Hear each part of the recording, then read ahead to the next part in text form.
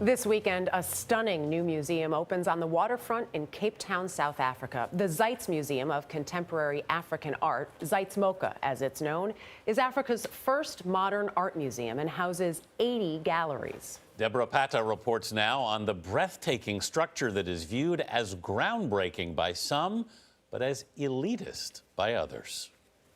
From its glittering opening in Cape Town to its jaw-dropping atrium, and even a special blessing by Nobel laureate Archbishop Desmond Tutu, there is nothing ordinary about the Zeitz MoCA. Bringing together artists from across Africa, it is the continent's first contemporary African art museum. All we've done is sort of cut through it. British architect Thomas Heatherwick has transformed the city's nearly 100-year-old grain silo complex into an awe-inspiring concrete cave-like architectural wonder. If you knock it down and just build a spaceship that feels like it's landed from somewhere else in the world, there was a risk that people would come, look at the outside, take a photograph of themselves, buy a postcard and go home and say they saw the museum.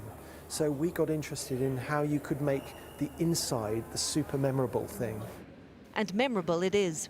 Instead of destroying the structure, Heatherwick cut through the silos, inspired by the building's original purpose, grain storage. We found that there was still a little store of some of the original corn that had been stored in the building. And we got one of those grains of corn and we digitally scanned it.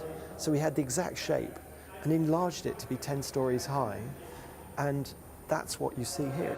Artist Ati Patraruga's work has never been displayed in a museum before. But this one is the first time it actually is going to be seen by the public, and I'm quite excited about that. So how do you feel about that? Oh, I mean, here's your art, here's your art. Oh my goodness. And he cannot forget that just over 2 decades ago, black South Africans were not allowed into art galleries in this country. There is that memory when it comes to architecture and public spaces here in South Africa. There is an invisible for whites only sign. So I feel that a new building that is like literally carved from the past, somehow has a democracy in it. Whilst the museum has opened up exciting possibilities for African artists, it has also raised some contentious issues. Cape Town is often seen as a playground for wealthy locals and international visitors, so the decision to locate the museum here at the waterfront, a popular tourist attraction, has been met with some criticism.